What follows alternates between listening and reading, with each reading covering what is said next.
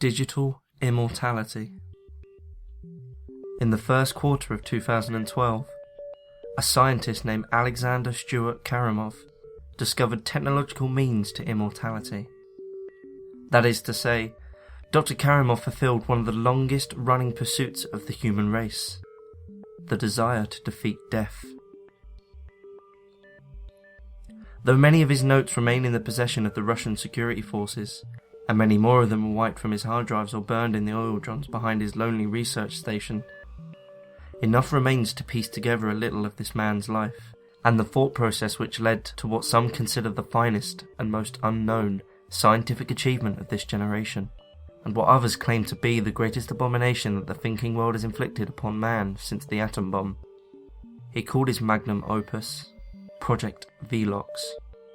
We know, for example, that Karamov's obsession with immortality may have begun at a young age. When he was 5 years old, his parents were involved in a terrible road accident near the border of the autonomous Jewish Oblast. The collision left both comatose, a condition which surviving medical notes assumed would result in their deaths within a month. Instead, both lingered on at the edge of life for 10 years. During this period, they were relocated to a specialist facility in St. Petersburg, and the young Jewish demi-orphan, Alexander, trailed in their wake. Less than a year after their arrival, however, they both perished during a power cut, and Karamov was left utterly alone. Despite the trauma of his young life, perhaps even enhanced by it, Alexander excelled in his schooling. At the age of just 16, he was offered a place at Moscow State University, where he read neuroscience and robotics. By the second year, however, he had dropped out of both, and was taking classes in philosophy. He had no friends. He was a distant and aloof boy in a sea of young men and women, but former classmates note that he obsessed over Descartes, a philosopher who famously declared human consciousness, who we really are, to be entirely separate to physical existence. One roommate recalls walking in on Karamov frantically tearing pages from philosophy textbooks and pasting them to the walls and ceiling above his bed. Still, others recall how he would build strange contraptions out of dubiously acquired computer parts and second-hand hospital equipment, which would emit a dull humming drone even at night. Noise complaints eventually resulted in Karamov being evicted from his dorm room and his equipment confiscated. Distraught, he dropped out of university altogether and disappeared from official records for almost 25 years, appearing occasionally on employment rotas for kitchens and backward bars, or the maintenance crews at hospitals. He spoke to few people and had no friends. He bounced across the northernmost territories of western Russia. He brought cigarettes with his parents' savings until they finally ran out in 2004. He applied for library cards in dozens of areas, most of which were revoked when he failed to return the texts he borrowed. Books and magazines all on the aspects of science, medicine and computing.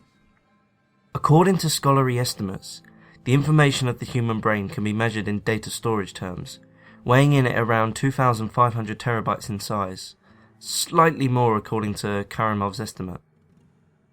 Karamov read studies regarding the digitalization of the human mind with more than a casual interest.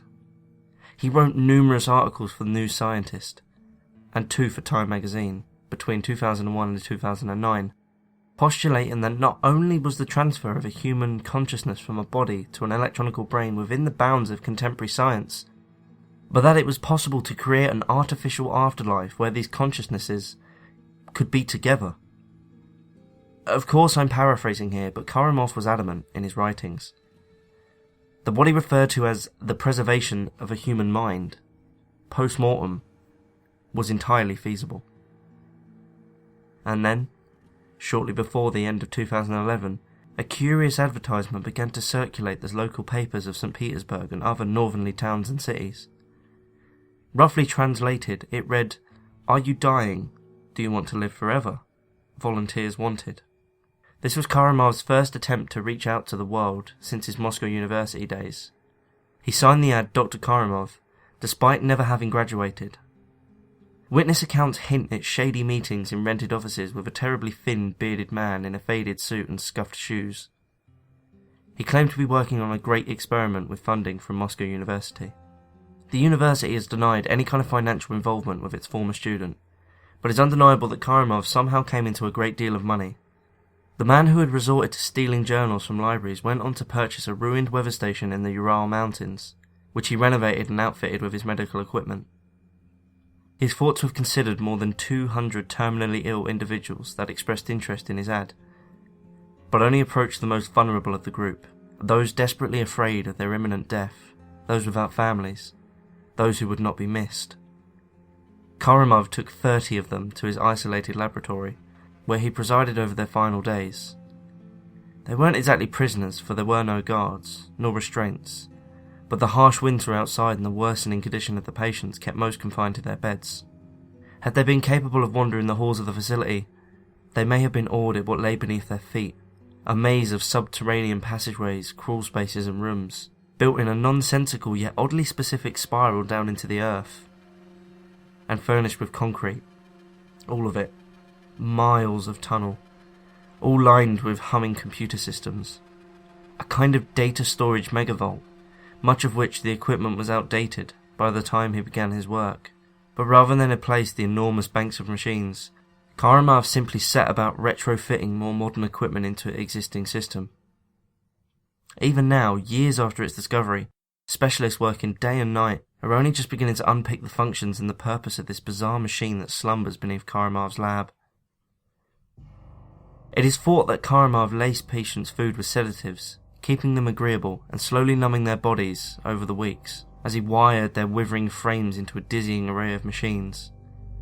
Some of his surviving notes leaked to the public by a sympathetic Russian intelligence worker, since put on indefinite unpaid leave, suggest that the subjects reported oddly vivid dreams, mostly sensations of floating or flying, but all with the lucidity of being awake. He specifically records that they're describing the feeling as frightening or uncomfortable. When we sleep, the way we use our brain changes. But Karamov reported in his journal that the subjects' brains acted as though they were still awake, reacting lucidly to the odd sensations of the dream world created by electrical stimulus from Karamov's machine. In layman's terms, Karamov had separated the dreaming cancer patients from their bodies and pulled them into a digital environment, created by his lovingly named Lazarus engine. His journal excitedly quotes his ever-beloved philosopher Descartes, "I think, therefore I am," and scrawled beneath it, "All we are is a series of electrical impulses on the mind, and now we can be forever free." On New Year's Eve 2012, each of Karamov's patients fell into a coma and flatlined. Karamov's journal entry that day simply reads, "And now I shall go to work." Electrical activity, mirroring that of a human resting after physical exertion, was registering on the Lazarus engine. They lived on in the digital afterlife that he had created. In all, 3 patients died prematurely, due to the failure of the antique life support machines. Their sheet-wrapped bodies were eventually found buried in the forest behind the facility, with graves carefully marked. Karamov had placed a wreath on each. Ironically, it was one of these 3 who proved to be his undoing. Petra Fedorov, a 50-year-old divorcee from the suburbs of Moscow, like the others, had no friends or family. She did, however, have an irate ex-husband whom, when she failed to pay her alimony, endeavoured to track her down. The police were notified when the private detective he'd hired found fresh graves in the woods. Karamov was arrested but initially released on bail. Eventually the police returned and stormed the facility. Karamov's initial protests that he had to care for his patients were dismissed, but when detectives called in experts to read through the documents and examine the machinery below the floorboards of his facility, he was brought away before his machines, and asked to prove that the human consciousness stored within were aware. He did this by applying an electrical stimulus and pointing out brain pattern-like responses. The scientist presiding over the demonstration responded with wonder and dismay, but Karamov simply flashed a bemused smile, as though all he had done were as natural as falling asleep. Russian authorities wanted to turn off the Lazarus machine, but an international tribunal concluded that it could be murder to do so, and forbade Russia from any kind of contact with the Lazarus machine until a better understanding had been gained. The machines were analysed, but nobody could make any sense of them. The notes were scrutinised, but the sheer volume, combined with the use of a cipher to keep them private, prevented anyone from being able to understand their contents. Meanwhile, Karamov was interrogated. When asked what he'd hoped to accomplish, he rambled about a future where the digital world intersected with a physical one, and where the dead soared on solar winds of information across a kind of super-internet firmament. When asked where he'd gotten his money from, Karamov became incredibly nervous, alternating between private savings, theft, and an anonymous donor. When asked why, if he was trying to advance the scientific community, he had burned his notes, Karamov fell silent and stared at his shoes. Authorities, grown increasingly concerned as to the well-being of Karamov's subjects, asked him how to communicate with them. Karamov, visibly confused, stated that there was no way to speak with his immortal children. They simply were. With the situation growing desperate and leaks to the press surfacing every day, the international investigatory body offered Karamov a full pardon for his crimes if he could develop a way for an outsider to contact the bodiless humans. The offer sparked outrage among some of the more passionate members of the delegation, and indeed those among the public who heard about it. But it delighted Karamov. Under the supervision of a delegation of scientists, and with a detachment of the UN peacekeepers permanently posted at the doors, he returned to his mountain lair and busied himself about his ever-rumbling machines. Within 1 week, a time period so absurdly short, some postulate that he prepared the technology ahead of time, anticipating the pardon offer. He announced that he completed his assignment. A surgical table bristling with monitors, slots for morphine drips, and a helmet filled with electrodes and other less appealing protrusions. All of it the faded cream colour of old tech. A young Montenegrin doctor, Luka Lazov, offered to test it.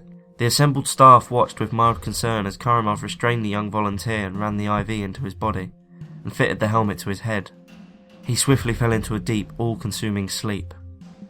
Occasionally, his pockmarked face would twitch, and at one point he suffered a light nosebleed, which Karamov stemmed. On the whole, the ordeal seemed mundane. Indeed, Karamov appeared impatient, tapping on the vitals monitor, scribbling notes, and tutting at observers. An hour ticked by, then 2, and then Lazaruk awoke.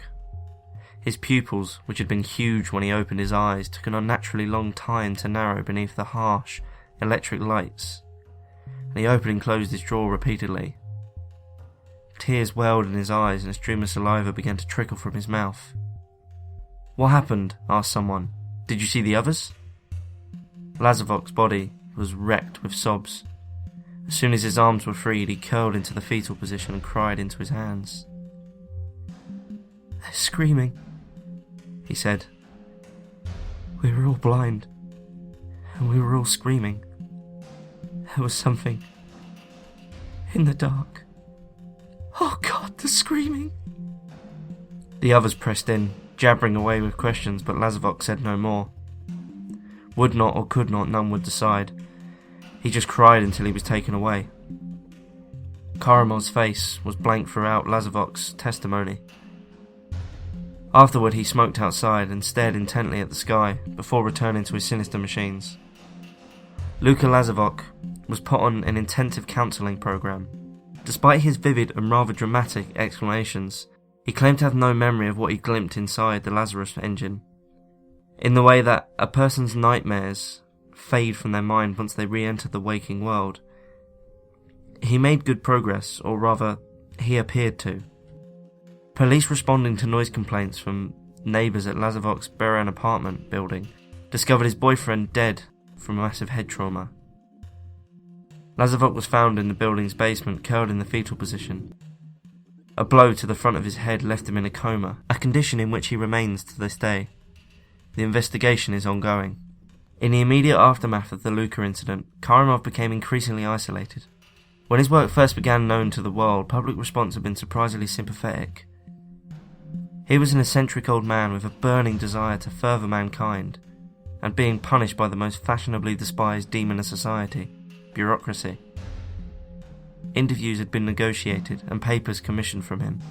But now, intentional or no, a black shadow hung over the whole affair. Exposés ran, drawing parallels between Karamov and the Japanese eugenistics of the Second World War.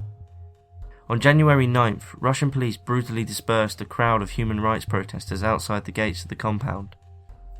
Karamov observed the protest dispassionately from an upstairs window. A few minutes later he was seen shuffling through a rear door, carrying armfuls of paper folders. He struck a fire inside an old oil drum and dropped the files inside. This process was repeated 6 times.